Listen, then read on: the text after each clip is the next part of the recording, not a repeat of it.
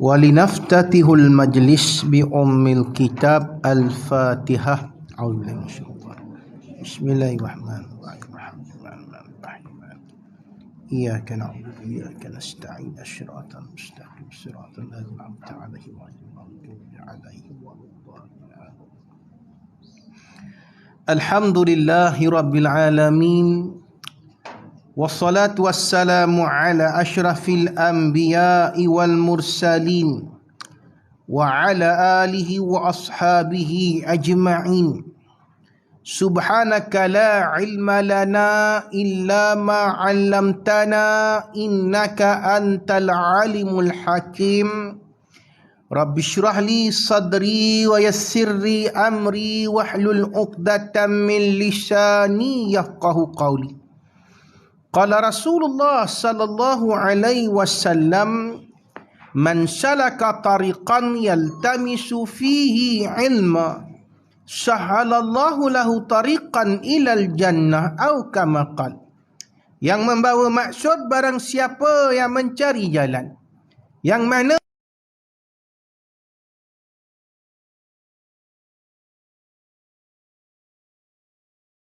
akan baginya jalan menuju ke syurga, insya-Allah. Yang saya kasihi Bro Nasir Abdullah yang merupakan pengelola pusat pengajian Darut Ta'lim. Ibu-ibu, bapa-bapa rahimakumullah, alhamdulillah kita dapat bersama pada waktu duha yang barakah ini. Selalu kalau kita dengar doa waktu duha itu, kalau rezeki itu berada di langit, turunkanlah. Kalau berada di bumi, keluarkanlah. Kalau yang syubha, yang aram itu, maka sucikanlah. Berkat dengan kekuatan Allah Ta'ala, kekuasaan Allah Ta'ala ini, maka mudah-mudahan saya doakan yang hadir pada hari ini dipermudahkan segala urusan dan rezekinya, insya-Allah. Baik, kita sambung kembali pengajian kita dalam kitab Selamat Tinggal Dunia, Selamat Datang Akhirat. Kita berhenti hari itu pada muka surat 15. Muka surat 15 pada firman Allah surah Luqman ayat 24. Allah Ta'ala berfirman, A'udzu billahi minasyaitonir rajim. Bismillahirrahmanirrahim. Numatti'uhum qalilan thumma natturruhum ila azabin ghaliz. Maksudnya, kami biarkan mereka bersenang-senang sebentar, kemudian kami paksa mereka masuk ke dalam seksa yang keras. Ibu-ibu apa rahmati Allah, ini suatu psikologi. Ulama tafsir mengatakan, kalau kita tengok dalam tafsir Al-Quran, antaranya tafsir Tabari mengatakan yusiru fi nufusis sami'in. Ini sebagai suatu, orang kata attraction, kata orang putih, sebagai suatu tarikan kepada jiwa-jiwa yang baik. Apa maknanya? As-sami'in, yang mendengar soalan ni. Kenapa kita lihat orang-orang bukan Islam, orang-orang yang zalim, orang-orang yang jahat, Allah sentiasa bagi rezeki? Betul tak betul? Kenapa Allah bagi rezeki? Kenapa Allah tak berikan balasan kepada mereka? Mereka ni jahat, mereka ni menentang Allah. So kita kena ingat, dalam satu hadis Nabi mengatakan, sesungguhnya Allah itu yu'ti rizqa ila ma yuhib wa ila man la yuhib. Allah Ta'ala ni bersifat pengasih dan penyayang. Dia bagi rezeki kepada yang dia suka dan kepada yang dia tak suka, orang yang tak mengikut langsung perintah Allah. Kerana apa? Itulah sifat Allah, itulah irada Allah. Kita tak boleh argue, kita tak boleh tanya, pertikai. Kenapa ya Allah? Dia ni toke judi, tapi makin kaya raya, naik kereta Lexus tu bukan murah.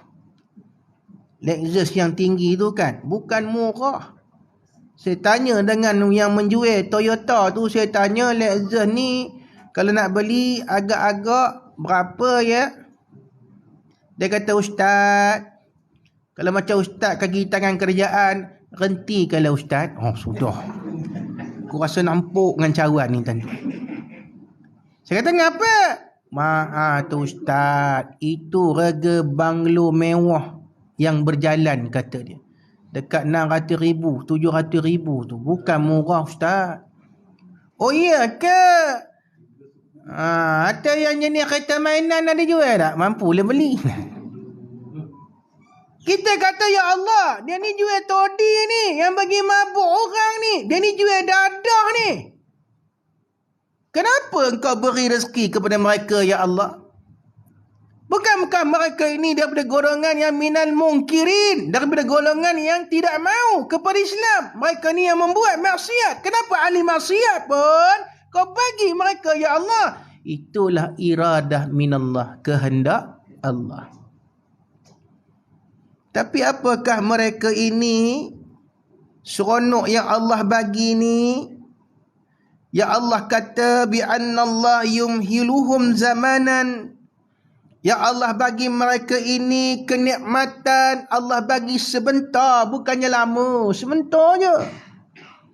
Allah bagi kejap je di dunia ni. Besok dah mampus besok. Tu bahasa parit tu. Bahasa kampung aku, jangan marah. Dah mampus besok, summa yuqi'uhum fi azabin. Mereka akan dimasukkan ke dalam neraka yang penuh dengan azab seksa. La yajiduna min'u manjiyan. Apa makna dia? Tidak akan terdapat di dalamnya orang yang boleh menyelamatkan mereka. Tuan-tuan rahmati Allah, ibu-ibu yang rahmati Allah, jangan kita rasa dengki dengan orang kafir yang kaya raya. Macam cerita seorang imam. Dia ni menjadi, orang kata, servant yang berkhidmat kepada rumah Allah. Satu hari, kawan dia seorang padri priest, ini cerita di Mesir lah ya. Seorang padri ni datang datang melawat dia, zarahu. Dan dia tengok padri ni dengan pakaian yang kulit musim sejuk, pakaian yang kainnya jenis material yang elok, yang baik, tebal, dengan bau-bauan wangi-wangian yang wangi.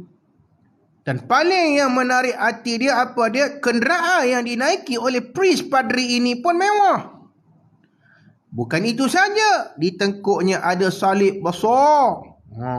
Besar botol ini ada. Besar ini Kalau besi tak apa lagi. Emas solid gold. So padri ni pun, imam ni pun kata, ya sahibi, wahai sahabatku, ana rijaluddin wa anta rijaluddin. Aku orang agama, kamu pun orang agama. Aku imam, kamu padri. Tapi aku tengok kamu lebih mewah daripada aku. Why? Kenapa? Tell me what is the secret. Bagi tahu aku. Ma sirruka. Apa rahsiamu? Padri ni kata, senang je. Di gereja aku ni, ada satu wishing well, telaga menunaikan nazar. Jadi setiap orang yang contohnya paling banyak ialah orang yang tak ada anak. So, orang yang tak ada anak ni, dia akan campak duit. Lagi besar duitnya, lagi cepat dapat anak. Tapi kalau campak duit selin je, tahu duit selin? Duit siling. Lambatlah dapatnya, tuan-tuan. Katanya lagi, tapi dalam telaga tu, aku buat satu lubang kecil. Kalau masuk dalam lubang kecil tu Jesus punya. Tapi kalau siapa tangan pengkor, tahu tangan pengkor ya? Jenis tuju tak betul, tangan kencing manis ketar-ketar tu, luar daripada lubang tu, aku punya. Oh, apa itu? Kata Pak Imam ni. Kalau apa itu, aku pun nak buat jugalah. Macam mana? bila orang bagi derma kutipan Jumaat, dan apa-apa setiap kali kuliah maghrib, dia kata dekat AJK lain, biar aku seorang je mengira. Sebab aku ketua di sini. Kau mau balik. Apa dia buat ibu bapa? Dia buka tabung tu. Duit yang banyak ni dia raup. Kemudian dia lontar ke atas, ke langit. Dia kata kalau naik terus ke atas, tu Allah punya. Kalau turun balik, tu aku punya. Bernasib dengan buat kopi tu.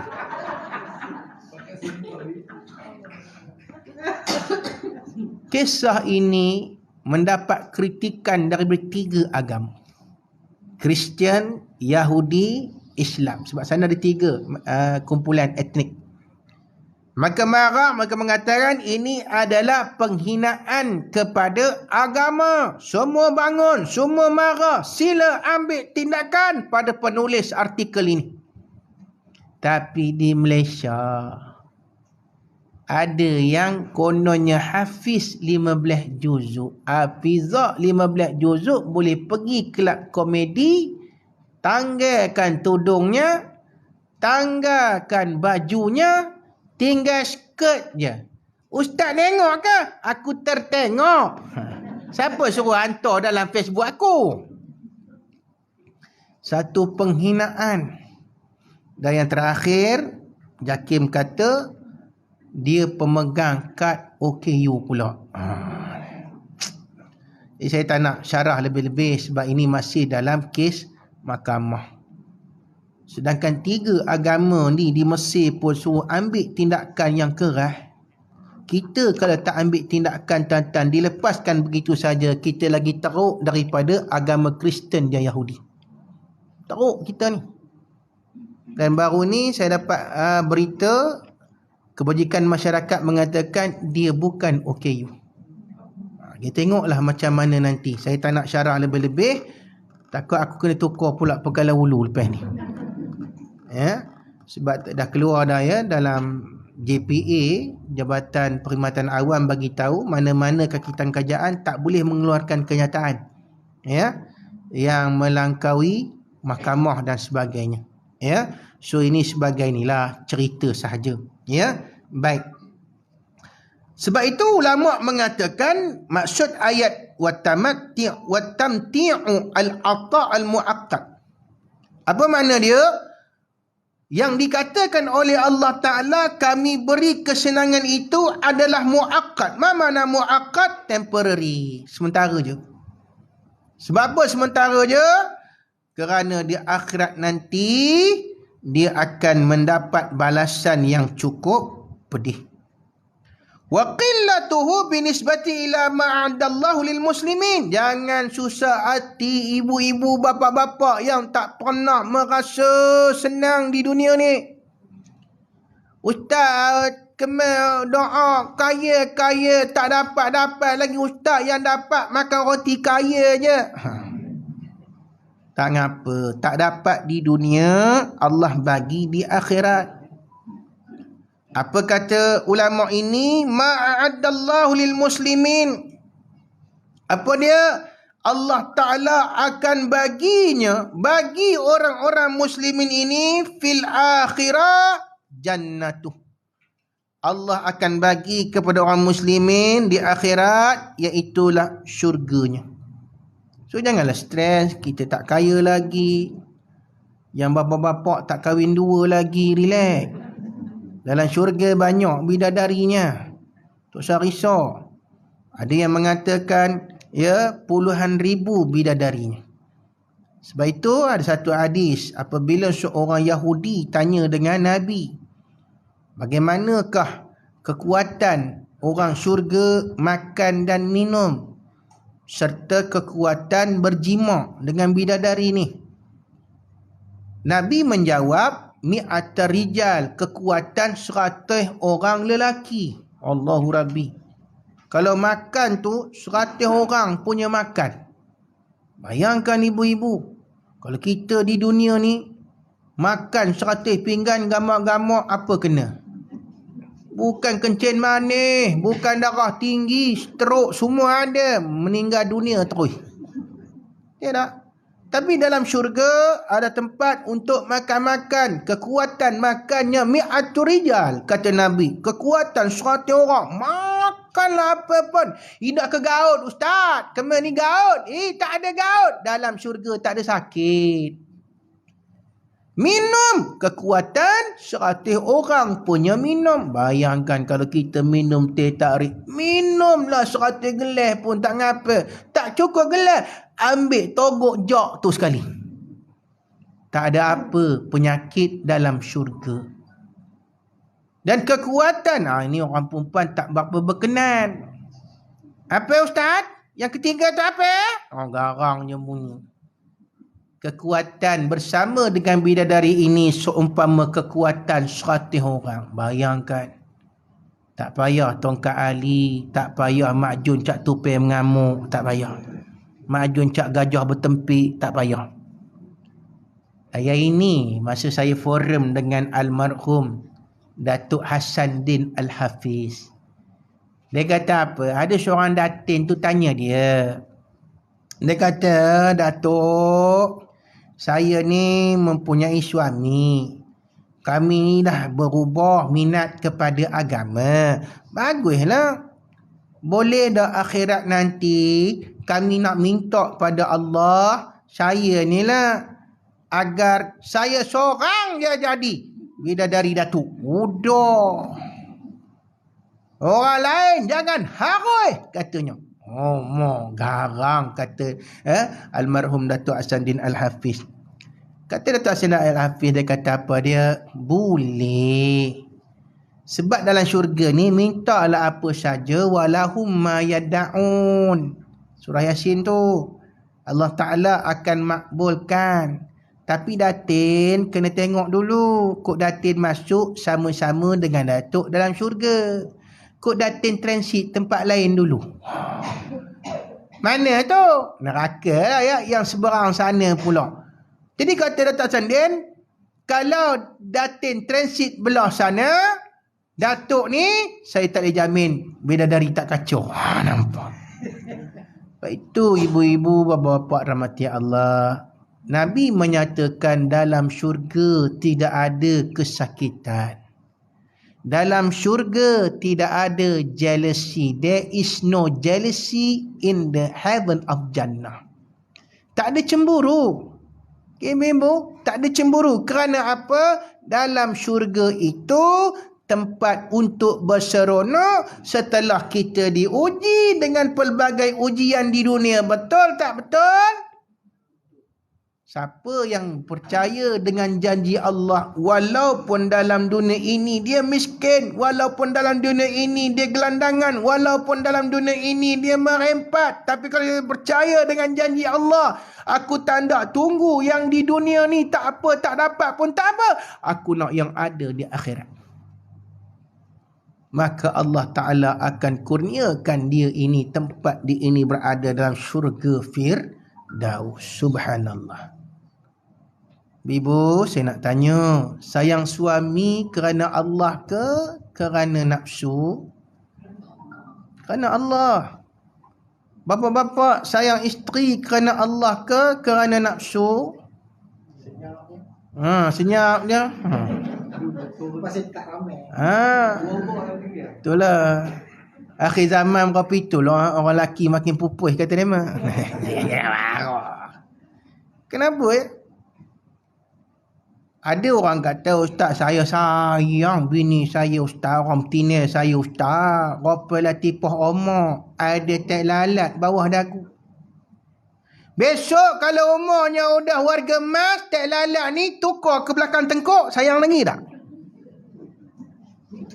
Sebab tu kalau kita sayang kerana Allah, macam mana berubah pun rupa itu, mengelebih ke, kedut ke, kita tetap sayang. Kenapa? Kerana Allah. Tapi kalau kita sayang kerana nafsu, sayang tu tidak akan berkekalan. Apa yang akan berlaku? Yang ni nak cari orang lain lah, nak cari cawangan baru lah. Cuma tak berani je. Tanya Bro Nasir, berani tak? Tak berani. Saya tanya Bro Nasir kata apa? Saya tak takut bini, tapi bini menakutkan saya, Ustaz. Jangan marah. Musik jangan marah. Ya. Saya ceramah di satu kuliah duha Rapi ni lama dah. Saya kata ibu-ibu jangan marah. Bapak-bapak tu nak menyelamatkan ibu tunggal. Ada makcik ni jawab, tak ngapa Ustaz, ibu tunggal tu tak ngapa, tapi dia nak mencari ni bukan ibu tunggal, bukan sebab ibu tunggal ni, bapak beruk tunggal. Marah benar. Janganlah marah ibu-ibu. Ya. Maka untuk itu yang disebutkan oleh Allah Ta'ala ini, saya bawakan kisah Nabi. Jangan marah ibu-ibu. Ustaz, baru satu ayat. Lama berbenar syarahnya supaya ibu bapak-bapak faham. Atau Ustaz, ini berapa muka surat Ustaz? Ya Allah Ustaz, 500 lebih ni Ustaz. Bila nak habisnya? Dalam 80 tahun insyaAllah habis. Kalau kita hidup lagi lah. Ilmu tak boleh baca laju-laju sebab nanti kita tak faham. Ya, sebab itu saya suka bawa ayat Quran, saya suka bawa tafsir supaya alim kita ni boleh berujuh dengan orang nanti.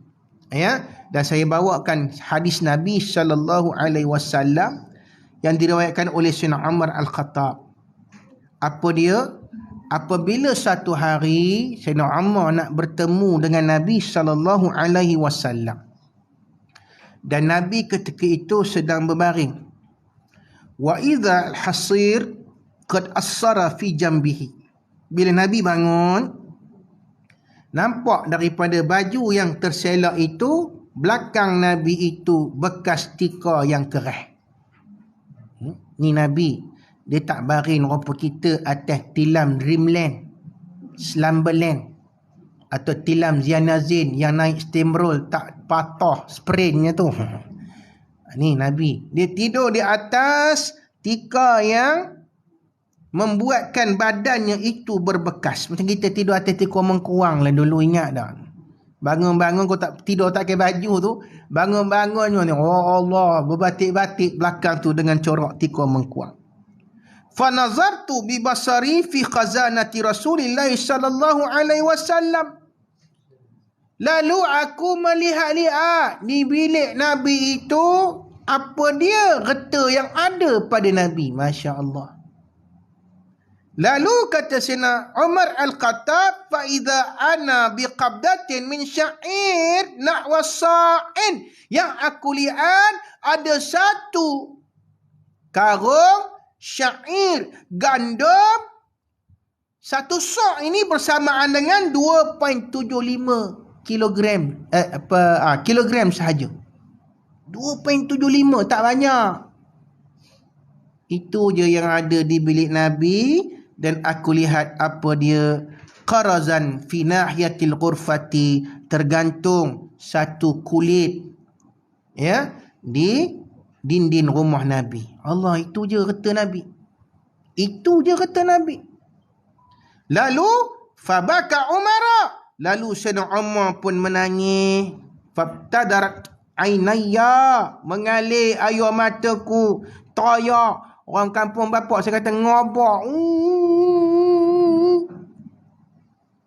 Lalu Nabi bertanya, ma yubkika ya Ibn Al-Khattab? Apa yang menyebabkan kamu menangis wahai Ibn Khattab, anak Al-Khattab? Qultu ya Nabi Allah.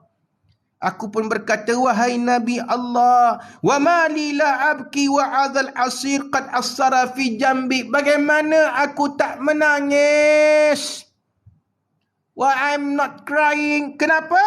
Kerana aku lihat kamu tidur di atas tika yang kasar, yang keras hingga berbekas belakang. Wa hadhihi khazanatuka la ara fiha illa ma ara. Kata kamu pun tak banyak sebungkus ataupun sekarung gandum kecil je. Lepas tu nampak kulit pula tu. Wazaka Qaisar wa Kisra fis simar wal an'ar. Tahukah kamu wahai Rasulullah, aku pernah melawat Maharaja Rum dan Parsi. Istana mereka indah, istana mereka hebat, istana mereka ini di depannya ada buah-buahan, kebun taman-taman buah-buahan dan sungai-sungai yang mengalir. Atas arahan mereka, rakyat kena buat istana yang cantik-cantik ni. Nampak? Mereka raja-raja, naik je seorang raja, dia nak monumen yang indah untuk dia. Naik pula seorang raja, pindah istana aku. Aku tak nak istana lama ini. Ini untuk raja yang lama. Aku nak tempat yang baru. Di mana tuanku? Atas bukit. Pada. Sebab itu Nabi selalu mengatakan, lastu bimalikin. Aku bukan raja seumpama raja-raja Rum dan Parsi. Jangan sama akan aku dengan mereka. Lalu, apa kata Sayyidina Umar lagi? Wa anta Rasulullah. Kamu Rasulullah. Wa safwatuhu. Yang paling dekat dengan Allah. Habibullah. Kekasih Allah. Wa adhi khazanatik. Ini je kata yang kamu ada. Kalau nak bandingkan dengan Maharaja Rum, Parsi, jauh beza ya Rasulullah. Dengan katil mereka yang empuk, dengan singgah sana takhta mereka dengan bulu rimau, kulit rimau di depan, bangku tu saja dengan batu-batu permata.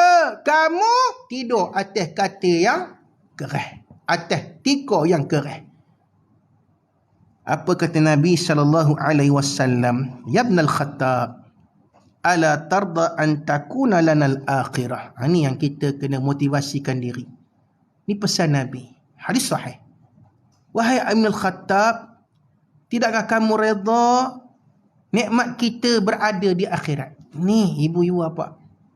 Jangan sedih kalau kita tak kaya. Ada orang kata, ustaz, saya ustaz, dah buat nasi lemak, dah ikut dah resepi. Saya tengok YouTube macam mana nak buat nasi lemak daun pisang yang enak, yang lazat. Oh, dah ikut dah ustaz. Tapi ustaz, daripada 100 bungkus yang ayah jual, 2 je laku, 88 tak laku. 98 tak laku. Kita nak marah siapa sebenarnya ni?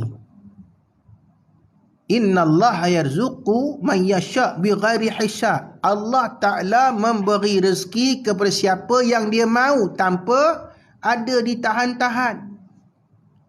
Tak laku 2 tu, yang laku 2 tu, yang tak laku 98 tu kerana apa? Mungkin yang paling simple kita kena fikir ini adalah ujian Allah. Fasbiru, sabar, fasbir, sabar. Maka bila sabar, balasannya di akhirat. Jangan merungut. Jangan kita pertikaikan. Kalau tak laku yang 98 ni, apa solution dia, penyelesaian dia? Hantarkanlah ke Darul Ta'lim. Cik Nabi yang mendengar selemak ni. Hantar ke Darul Ta'lim, kita dapat makan bersama-sama. Bagi Ustaz Menawir 10 bungkus. InsyaAllah. Saja korang, jangan marah. Jangan kita, saya minta maaf, biadab dengan Allah. Apa ni ya Allah? Udah seminggu ni 2 bungkus je laku. Apa ni ya Allah? Kalau api ni gulung tikar lah. Kita menyalahkan Allah. Adakah itu adab seorang makhluk? Bila tak dapat rezeki, kita kata, ya Allah, aku sedekahkan di tempat-tempat sekolah anak yatim tahfiz. Tak dapat di dunia, akhirat aku dapat pahalanya. Kan cantik cakap macam tu. Allah ustaz je cakap apa itu. Ustaz bukan pernah kenal pun. Ya ke tak pernah kenal? Saya Hari tu disungkai. Saya ingat dalam awal tahun hari tu disungkai. Buatlah ceramah motivasi.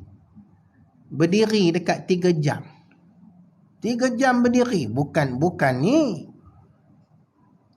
Habis tu, dia punya penganjur pun bagilah. Saya tak suka sebut duit sagu hati. Sebab kalau duit sagu hati, ada orang angkat kening kat aku. Ada masyuk, aku empuk dengan botol ni sekarang. Saya lebih suka sebut duit minyak. Ya, sebab kita nak kesana kemari kena ada modal, bayar tol lagi, apa semua.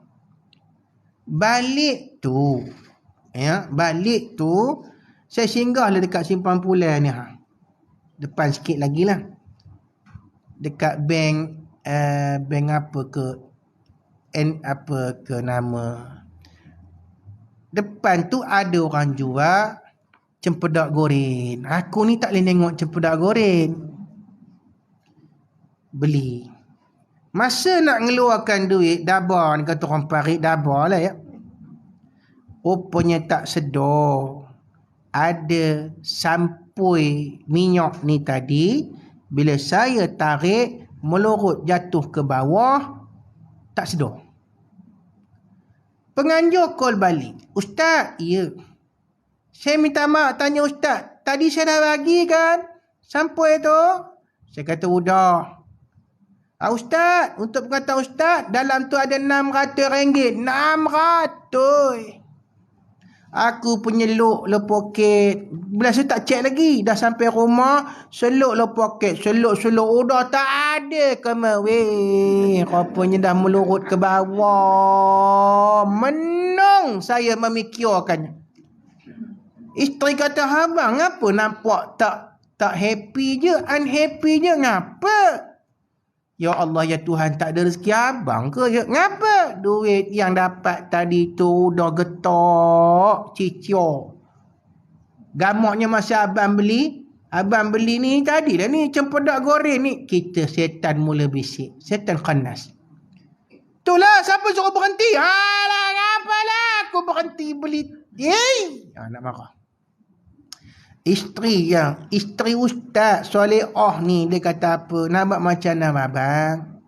Tak ada rezeki lah namanya tu. Setan khanas datang lagi. Senang lah dia cakap, bukan dia berdiri 3 jam. Sebab itu tuan-tuan rahmati Allah, ibu bapa, kita kena sebut orang-orang mukmin ini, innal ladzina amanu idza asabat musibatun. Apa yang Allah ajar? Qalu inna lillahi wa inna ilaihi raji'un. Kita ni milik Allah. Harta kita milik Allah. Duit kita milik Allah. Kalau Allah nak ambil, boleh tak Allah ambil? Bila-bila Allah boleh ambil. Tapi nak didik jiwa supaya redha tu, dekat 3 hari juga. Ustaz ngajar tasawuf pun apa itu juga. Nak macam mana? Sebab kita adalah manusia biasa. Okay, Ibu. Hadis Nabi ni mengatakan apa dia? Don't worry. Allah akan gantikan di akhirat. Dunia ni kejap je. Dunia ini hanya sekejap sahaja. Baik. Kemudian kita lihat ayat yang seterusnya. Famahilil kafirina amhilhum ruwaida. Kerana itu beri tangguhlah kepada orang-orang kafir, iaitu beri tangguhlah mereka itu barang sebentar. Kita jangan marah. Kalau orang yang zalim, jahat ni tak mati-mati, Ustaz, ngapa? Jahat ni Ustaz, dia ni Ustaz jahat, ngapa Allah tak terus mampuhkan dia? Marahnya. Ustaz, ngapa Allah tak? Ustaz, ngapa?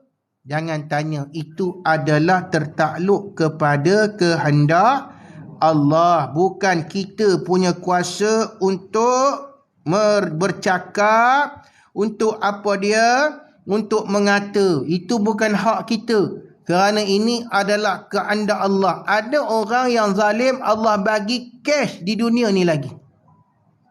Ada orang yang disebut dalam ayat ini ditangguhkan sekejap.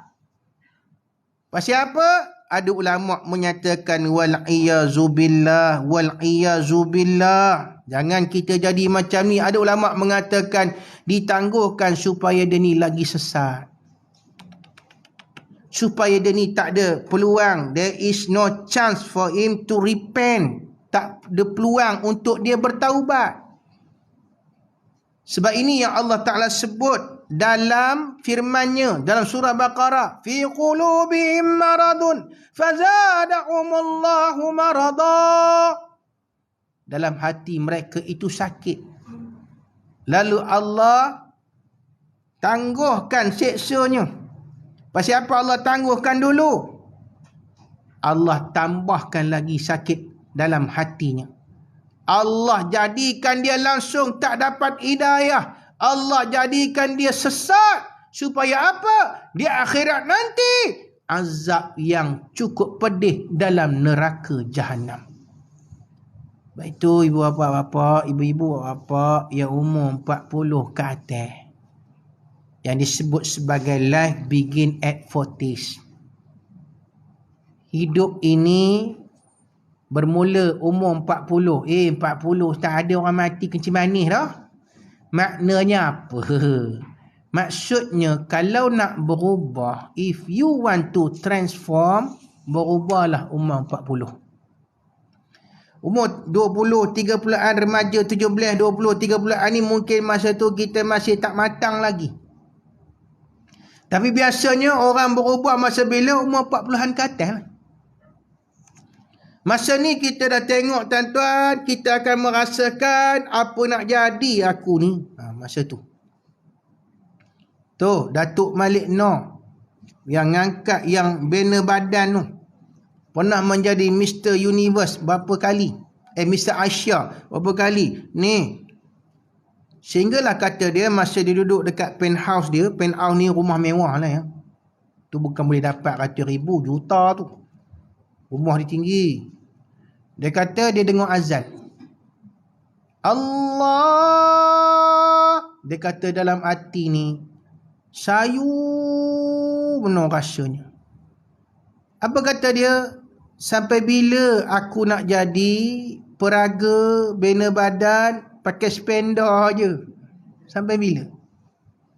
Dia sebut dalam dia punya wawancara.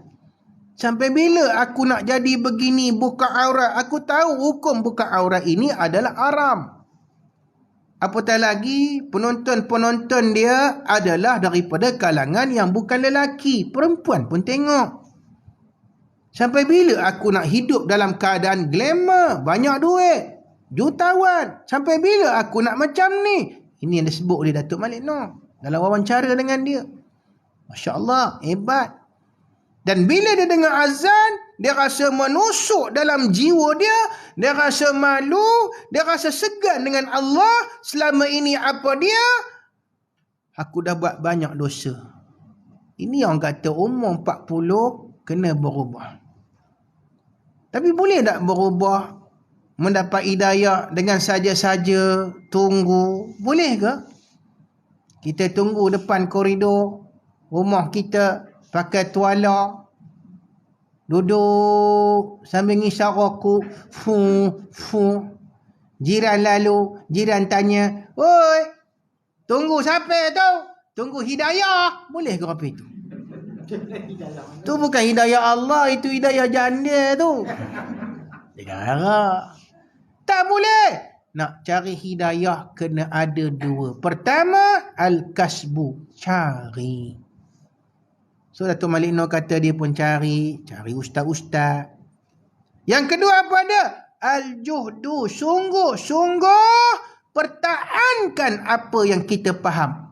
Jangan nampak macam dah insaf, dah berhijrah, lepas tu buka tudung menari gelik-gelik lagi. Jangan. Sebab orang Islam, sebagaimana firman Allah, dia tidak mahu dicampakkan kembali ke dalam api neraka setelah mendapat hidayah. Boleh apa? Boleh ya?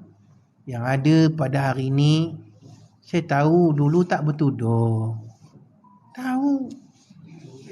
Aku tahu tak ngapi. Saya tengok album gambar bapa aku dengan arwah mak zaman Pok Yeye dengan Vespa putihnya. Tengok ayah saya pakai tai. Ya Allah, tidak kah nak pijo abah pakai tai tengah-tengah hari butir ni. Style orang putih kata orang itu kena pakai tai, kena smart. Tengok pula kasut kulit dia. Saya kata, abah, kenapa tak pakai selipar ya? Zaman ni zaman twist. Kalau menari tu kena tenyih, tumit tu. Tenyih, lubangnya besar kubur katanya. Tengok mak pula dengan baju kebaya ketat. Dengan rambut sanggul itik lembu. Zaman tu, sanggul itik lembu. Itu zaman mak aku tu. Zaman arwah ya. Kemudian berubah. Umur ayah ni, ayah askar 5 Melayu, umur 40 dia berubah. Dia jadi orang masjid, dia jadi orang surau. Ayah saya lebih kurang 82 tahun, sekarang atas kursi roda. Tak boleh ke masjid dah. Dia kadang selalu cakap, aku nak ke masjid, nak jemaah kan. Tapi dah abah dah kopi ni, macam mana abah nak pergi abah? Ya? Dia pun minta kat saya, abah hendak ni lah kursi roda yang elektrik, yang boleh gerak-gerak tu. Nanti abah saya tanya kedai, tanya 6,000 lebih. Lepas tu dia kata apa? Tak jadilah, guna yang biasa lah. Keinginan untuk beribadat seorang ayah. Ya, sebab itu tuan-tuan rahmati Allah, biasanya orang yang Allah Ta'ala berikan hidayah, wa may yuridillahu bihi khairan yufaqihu fid din. Barang siapa yang Allah berikan dia kebaikan, nakkan kepada dia hidayah dan kebaikan, yufaqihu fid din. Tu yang datang hari ni. Dia minat nak mengaji agama. Pasal apa? Dulu punya cerita ni dahsyat. Aku ni dulu getah orang tu, getah aku. Ada tak jenis kopi tu? Orang perempuan tak ada lah. Orang lelaki, saya tanya orang lelaki. Getah orang, getah aku. Semua aku sapu. Masa tak ada projek. Lepas tu baru dapat jadi pion. Masa sebelum jadi pion tu, getah orang tu, getah aku. Apa lagi? Apa benda maksiat masa tu kita tak pernah buat. Kalau minum ni tak usah kira lah.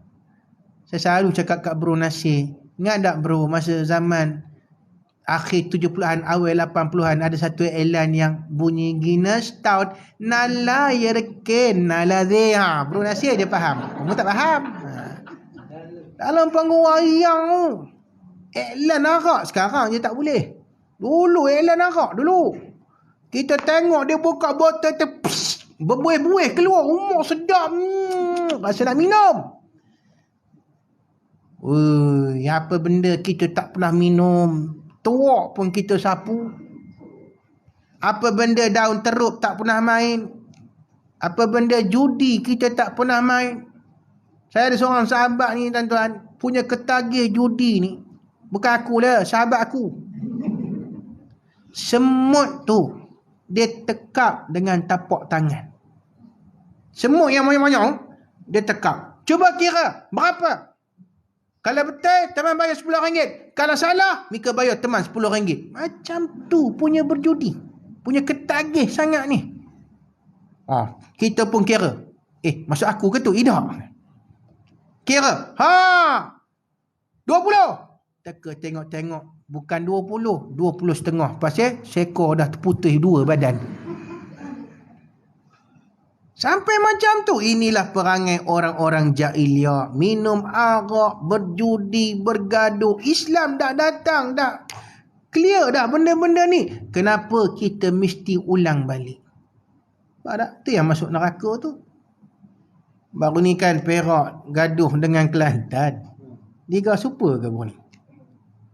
Pecah bah pemain Perak tu, pecah cerminnya. Orang Kelantan ni.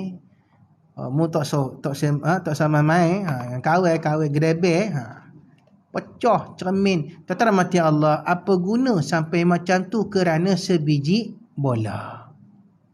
Maknanya kita akhir zaman ni, zaman Lady Gaga ni, kita dah kembali kepada jahiliah. So benda-benda ini tak perlulah kita buat. Ya, baik, kita tengok lagi muka surat sebelah. Allah Ta'ala berfirman, iaitu tidak lama.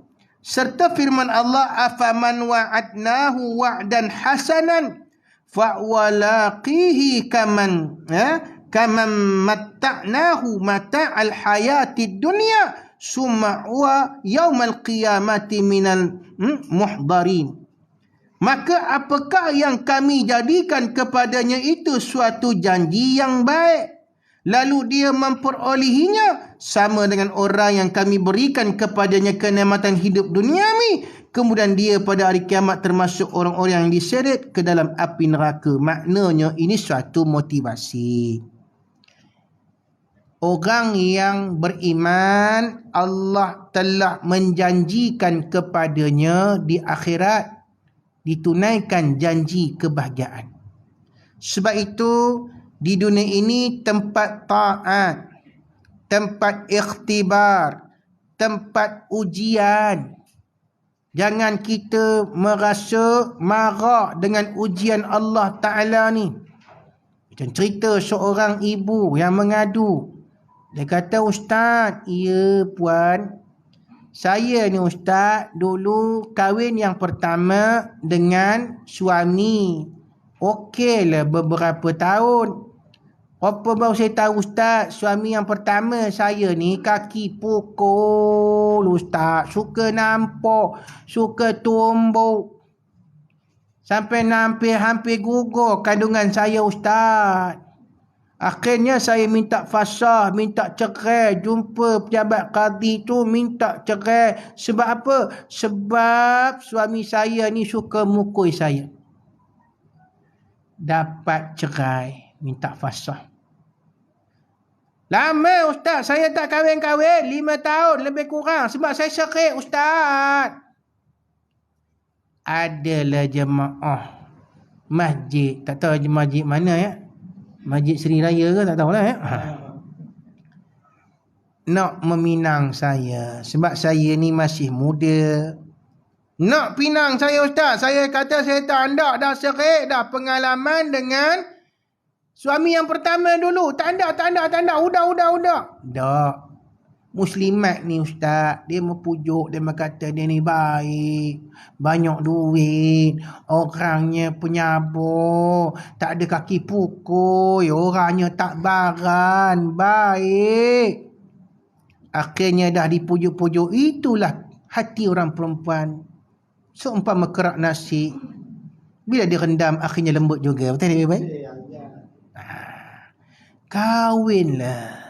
Mula bahagia, ialah, tetapi suaminya ini very jealousy, cemburu yang amat sangat. Jadi ibu ni dia keluar secara senyap-senyap untuk pergi kuliah duha kopi ni lah. Apa yang berlaku bila suami dapat tahu? Dipukulnya isteri ni. Berulang balik tak kejadian dia dengan suami yang pertama yang paling dia takuti? Ini yang dia Datuk David Arumugam ada nyanyi, derita kau di mana-mana. Terima kasih. Minta cerai lagi. Pasal apa? Pasal rupanya yang dulu ahli silat gayung, yang kali ini ahli karate pula. So ibu-ibu, kalau kita dah bercerai, sunyi tak? Sunyi. Nak cari jodoh tak salah, carilah mereka yang soleh dan beriman, yang dapat menahan sabar, mayamliku nafsahu indal ghadab. Kata Nabi lah hadis yang sahih, orang yang boleh mengawal kontrol marahnya, yang boleh kontrol dirinya ketika marah, inilah manusia yang paling kuat menahan marah. Sabar orang dia. Kalau itu orang dia, carilah. Masa tempoh bertunang tu, test lah. Boleh? Ya. Test dulu. Jangan terima je. Mesti ada tempoh bertunang ke kahwin terus. Tu tangkap basah punya kahwin tu. Test dulu. Abang. Nak tanya abang tu benda boleh tak? Apa dia? Abang, saya ingat saya nak gelang yang paling besar bang. Besar rantai bersika. Ni. Kalau apa ni orang boleh putih tunang. Maknanya tak tahan tu. Ya? Test. Tapi tengok orang lain jangan test dengan saya. Ya? Boleh tak? Saya teringatlah cerita sahabat. Ni kerja pejabat qadi. Dia kata ada satu kes. Isteri ni pukul suami dia time tengah rukuk. Pak dipukul. Jadi suami ni kata kurang hajar dia bawa pergi jumpa pegawai suluh ni, pegawai kaunseling lah. Kurang ajar Ustaz, isteri saya ni time saya salah dia pukul saya Ustaz, memang kurang hajar punya perempuan. Nasihat sikit Ustaz, nasihat sikit. So pegawai suluh ni kata encik keluar dulu. Dia pun sembang lah dengan isteri ni. Puan, dia bagi dulu lebih kurang dekat setengah jam tausiah agama. Puan, tak boleh buat begitu puan. Sesungguhnya perbuatan menyakiti suami di hadapan Allah adalah berdosa besar. Lepas tu isteri ni kata, dah habis dah. Tuan, dah habis dah? Habis dah? Are you finish? Dah habis dah. Dengar pula saya cakap. Tu pengataan tuan. Suami saya ni perengoy, baran, kaki pukul. Jadi saya tak ada masa lain nak pukul dia. Kecuali time rokok lah. Sebab kalau dia tengah semayang berdiri, dia masih nampak saya nak pukul macam mana. So bila dia rokok, dia tak nampak saya, pertak aku pukul kepalanya. Geram, tahu tak? Atau ngapa? Dia selalu pukul saya, tampar saya. Nangis. Apa itu ke? Kata pegawai suluh ni tadi. Tang apa? Nanti saya bagi tahu dengan suami. Lepas tu isteri ni pun keluar, suami ni pun masuk. Suami dengan ego dia. Macam mana tuan? Dah bagi tahu dengan ni, dah tarbiyah dia. Kata pegawai suluh ni, saya rasa saya tak boleh buat apa lah kes tuan ni. Ngapa? Rupanya saya dengar cerita isteri. Tuan ni kaki pukul rupanya ya. Pukul isteri ya. Tampuk isteri ya. Tu. Bila saya cakap sikit melawan. Saya pukul lah. Kalau begitu tuan, beginilah. Nak semayang lain kali, pakai helmet siap-siap. Sampai pegawai suluh cakap macam tu. Nak semayang lain kali, pakai helmet siap-siap. Tai rokok tu terutamanya. Pasal apa? Cengih. Sebab itu, ibu-ibu bapa rahmati Allah, suami-suami yang ada di sini, janganlah garang dengan isteri. Apa salahnya kita cakap elok-elok? Boleh ke pukul? Boleh. Ada yang mengatakan wallati takhafuna nusyuzahunna fa'izuhunna. Isteri yang kamu rasa expected yang dia ni akan melakukan nusyuz, pertama sekali fa'izuhunna. Yang kedua wahjuruhunna fil madaji'. Kalau nasihat pun dia tak dengar, wahjuruhunna fil madaji', jangan tidur sekatil, bukan keluar rumah. Dah, itu salah. Setengah suami, abang tidur di hotel. Apa tidur dengan siapa? Dengan janda seorang lagi. Jangan. Tidurlah tak sekatil dengan dia, mungkin di bawah katil. Isteri cari mana abang ni udah lebur, udah tak ada apa dah bawah katil dah. Atau keluar daripada bilik tu, tidur di dapur sebelah tong gas tu. Bila isteri cari, abang mana orang tua ni? Tengok udah sebelah tong gas tidurnya. Abang apa macam ni bang? Baru kita bagi tahu. Abang dah kata dah hari tu nasihat, awak tak nak dengar. So abang tak nak tidurlah sebelah awak. Sebab awak buat macam ni. Kalau isteri ni hatinya baik, minta maaf lah bang, saya janji tak buat lagi. Kalau yang mengasingkan diri, tempat tidur pun tak jalan juga, fadribuhunna, boleh pukul, tapi bukan pukulan yang disebut oleh Nabi ghair mubarrih, jangan pukul yang mencederakan. Sahabat ada ambil serban, pukul isteri dengan serban. Apa rahsianya ustaz? Kalau boleh batang buluh tu. Itu mampu terus bini.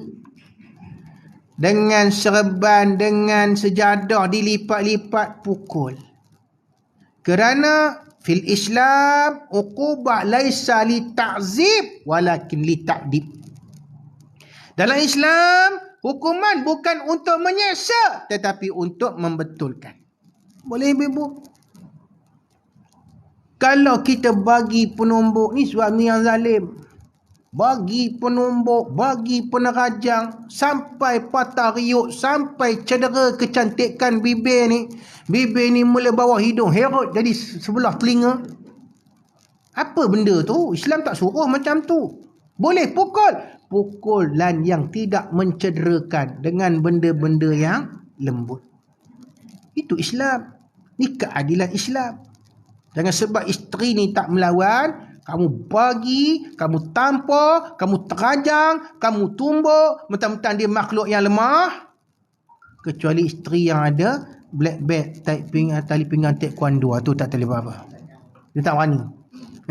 Kita baru nak bagi, bagilah. Udah kopi ni dah. Bagi ya. Okey, abang saja je. Tahu pun takut. Orang perempuan selalunya tak melawan. Ya, jangan kita melakukan kekerasan kepada mereka. Kalau itu pun tak mau juga, carilah orang tengah yang boleh mendamaikan. Cari. Panggil pak daranya. Ada isteri yang beritahu, ustaz, saya punya suami dah masuk tarekat sesat. Ada.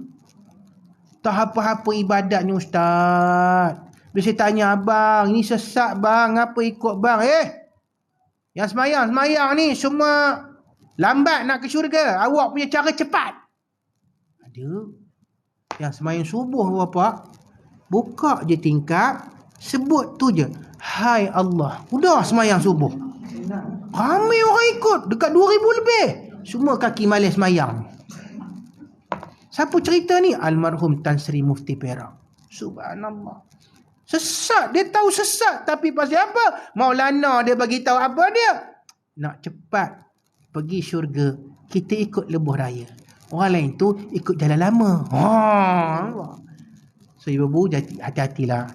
Kalau ada suami yang masuk ajaran yang tarekat yang sesat ni, laporkan kepada penguatkuasa Jabatan Agama Islam Perak. Kalau yang jenis zikir dia bukan la ilaha illallah, la ilaha illallah. Kalau jenis zikir dia Guru Yahya, Guru Yahya, Guru Yahya, Guru Yahya, Guru Yahya. Ingat tak drama tu 80-an? Atau jaga tu. Benda zikir apa tu? Jaga. Takut sesat. Laporkan. Mengatakan suami saya dah buat benda amalan-amalan sesat. Dia tengok tak apa-apa amalannya. Lepas tu dia ambil tak apa-apa air, suruh anak-anak dengan saya sendiri minum. Jangan minum, ibu-ibu takut-takut itu air kaki tok guru dia. Kita minum, kita pun jadi kopi tu juga. Jaga-jaga. Wallahu a'lam bishawab. Saya tengok ibu-ibu pun dah gelisah. Mungkin nak balik masak nasi. Suami jenis taekwondo punya ni, karate. Tak balik, siap kamu Nanti kita akan sambung. Kemudian Allah berfirman, akan tetapi orang-orang yang bertakwa kepada Tuhannya, bagi mereka syurga yang mengalir. Nanti kita cerita. Benda ni kita dah cerita dah hari tu. Apa yang Allah bagi kepada orang yang bertakwa? Allah akan berikan istana yang lantainya daripada kaca. Ni kata setengah ulama tafsir. Sebab apa? Sebab kalau tak, macam mana kita nak nampak sungai-sungai yang mengalir di bawah tu? Allahu Rabbi, seronoknya duduk dalam syurga ni Tajri min tahtihal an'ar. Macam-macam sungai kita tengok bawah tu. Ada sungai madu, ada sungai kasturi daripada telaga Nabi tu. Ada sungai yang daripada arak. Ui, arak ustaz, arak yang berdengung tu kan? Bukan, itu dunia punya arak. Sungai arak ni kita minum bukan dengan gelas kecil rapi ni, dak. Dengan piala tu. Kau tengok piala yang dulu-dulu kita dapat ada 2 pemegang tu kan. Cedok tu minum. Orang rasa tak puas lagi, cedok. Yang ini dikatakan oleh Nabi. Betul, bertepatan dengan firman Allah ni. Sebab kita minum, ustaz, kalau laban sungai susu tu, tidak ke kena kencing manis? Tak ada. Pernah ditanya kepada Nabi, bagaimanakah? Ni Aisyah tanya. Bagaimanakah orang dalam syurga ni buang najis? Adakah berak macam kita di dunia ni? Tak, kata Nabi. Macam mana orang dalam syurga, ahli syurga ni buang dia punya kotoran? Dengan kentut sahaja. Dan kentut tu pula bau wangi. Wangi, maknanya kalau kata kentut, kita kata kentut lagi. Cuba hari ni ada ibu-ibu yang terkentut dalam aircon pula. Dah lah kentut, tak berbunyi pula tu. Tahu-tahu bau je. Agak-agak orang marah tak? Ni yang keluar haram tu. Siapa yang kentut? Pada orang sebelah dia. Boleh insya-Allah ya, nanti kita akan cerita tentang nikmat Allah di dalam syurga nanti. Jadi cukup sekadar itu. Mudah-mudahan Allah Ta'ala menjadikan kita orang-orang yang beriman. Dan mari kita berdoa kepada Allah Ta'ala agar Allah menjadikan kita daripada orang-orang yang sabar dengan dugaannya, dan agar kita mendapat pahala di akhirat nanti, masuk dalam syurga Firdausnya insya-Allah. A'udzubillahi minasyaitanirrajim. Bismillahirrahmanirrahim. Alhamdulillahirabbil alamin, wassalatu wassalamu ala asyrafil anbiya'i wal mursalin wa ala alihi wa ashabihi ajma'in. Allahumma ij'alna minan najihin fid dunya wal akhirah. Allahumma ij'alna minas sabirin. Allahumma ij'alna min ahli salatil muttaqin. Allahumma ij'alna ya Allah minal ladzina an'amta 'alaihim fil jannah. Allahumma ya Allah, agar kami ini diberikan kekuatan untuk menahan sabar di dalam ujian di atas muka bumi ini ya Allah. Allahumma ya Allah, sekiranya derita yang kami rasai di dunia ini ya Allah, gantikanlah ianya dengan balasan syurgamu, nikmat syurgamu di akhirat nanti ya Allah. Allahumma ya Allah, agar kami diberikan kekuatan ya Allah untuk bertaubat, untuk kembali ke jalanmu, untuk mengqada segala ibadat kami ya Allah. Wa tammim taksirana ya Allah, sekiranya kami tidak sempat mengqada yang kami tinggalkan daripada ibadat salat dan puasa ya Allah, sempurnakanlah ianya ya Allah. Sempurnakanlah ianya Allah. Jangan kau kira ia ya Allah. Masukkanlah kami ke dalam syurgamu yang kekal abadi.